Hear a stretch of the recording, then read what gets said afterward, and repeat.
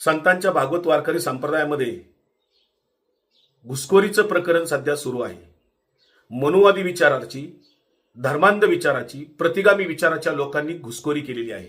या संदर्भातली 20 नावं आम्ही पत्रकार परिषद घेऊन जाहीर केलेली आहेत। खरं तर संत श्रेष्ठ ज्ञानेश्वर महाराजांना सुद्धा पैठणच्या धर्मपीठाने प्रश्न विचारलेलं आवडलेलं नव्हतं। ज्ञानेश्वर महाराज जेव्हा धर्मपीठाला प्रश्न विचारतात तेव्हा धर्मपीठ संतापून येतं, खवळून येतं। त्याच पद्धतीने सर्व संतांनी, जगद्गुरु तुकाराम महाराजांनी सुद्धा मंबाजीला अनेक प्रश्न केले, धर्मपीठाला अनेक प्रश्न केले, तेव्हा धर्मपीठ खवळून उठत होतं, संतापून उठत होतं। कुठल्याही धर्माला, मग तो इस्लाम धर्म असो की सनातन धर्म असो, इस्लाममध्ये सुद्धा मुल्ला मौलवींना कुणीही मुस्लिमांनी प्रश्न विचारलेले आवडत नाहीत। धर्माला प्रश्न विचारलेले कोणत्याच धर्म मार्तंडांना आवडत नाहीत। हेच सनातन वैदिक धर्माचे लोक करतायत। मी जे काय प्रश्न विचारतोय, मी तर वारकरी आहे, वारकरी संप्रदायाचा एक पाईक आहे छोटासा।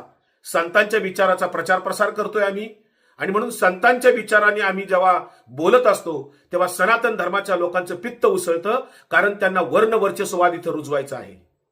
वर्णवर्चस्ववादमध्ये ब्राह्मण, क्षत्रिय, वैश्य, शूद्र ही परंपरा त्यांना परत इथे रुजवायची आहे। संतांचा रामकृष्ण हरिमंत्र पुसून तिथं जय श्रीराम मंत्र तिथं त्यांना रुजवायचा आहे। अशा या सनातन वैदिक धर्मातील घुसखोरांना आम्ही जाहीरपणे जाब विचारलाय, विचारत राहणार। मनुवादी लोकांना, धर्मांध लोकांना, प्रतिगामी विचाराच्या लोकांना संतांच्या विचारात आम्ही घुसखोरी करू देणार नाही, त्याचा आम्ही निषेध करतो। मला तुम्ही जीवे मारण्याच्या धमक्या देताय। धारकरी असतील, भास्करगिरी महाराजांचे, रामगिरी महाराजांचे लोक मला फोन करून 4 दिवस प्रचंड मानसिक त्रास होईल अशा पद्धतीचं वर्तन करतायत, घाणेरड्या शिव्या देत आहेत, जीवे मारण्याच्या धमक्या देतात। माझ्या जीविताला, या धारकऱ्यांकडून आणि या सर्व अंधभक्तांकडून जीविताला धोका आहे, हे महाराष्ट्र शासनाने अधोरेखित करून ठेवावं।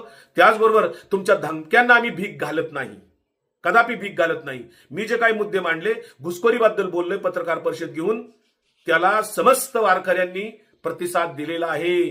कुणीही वारकऱ्यांनी आमचा निषेध केलेला नाही। जे निषेध करतायत ते भारतीय जनता पार्टीचे लोक आहेत, संभाजी भिड्यांचे धारकरी आहेत, विश्व हिंदू परिषदेचे कार्यकर्ते आहेत, वारकरी कुणीही नाहीत।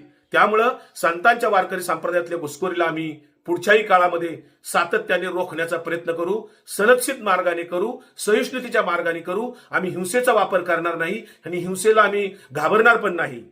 संत विचाराच्या माध्यमातून जे स्वतःला साधू म्हणतात त्यांनी षड्विकार आपले धुतलेत का? ज्यांनी आपले राग, लोभ, मद, मत्सर असे षड्विकार धुतलेले आहेत त्याला साधू म्हणावं। त्याचबरोबर जे 36 संत भागवत वारकरी संप्रदायात होऊन गेले, नामदेव ज्ञानदेवांपासून तुकाराम महाराज, निळोबा महाराजांच्या पर्यंत, किंवा नंतरचे तुकडोजी महाराज, गाडगे महाराजांच्या पर्यंत, त्याच्यानंतर पुन्हा कुणीही नवीन संत झालेलं नाही। आणि आता जर कुणी महाराज लोक स्वतःला, कीर्तनकार लोक स्वतःला संत आणि साधू म्हणून घेत असतील तर तो ओरिजिनल जे भागवत वारकरी संप्रदायातील 36 संत आहेत त्यांचा तो अवमान होईल। कुणीही स्वतःला संत म्हणून घेऊ नका। आणि जे कोणी अंधभक्त असतील त्यांनी आपला कोणी जो महाराज असेल, आपला कोणी बाबा असेल, त्याला संत म्हणू नका। कारण भागवत वारकरी संप्रदायातल्या संतांपर्यंत उंची गाठायला इतकं सोपं काम नाहीये।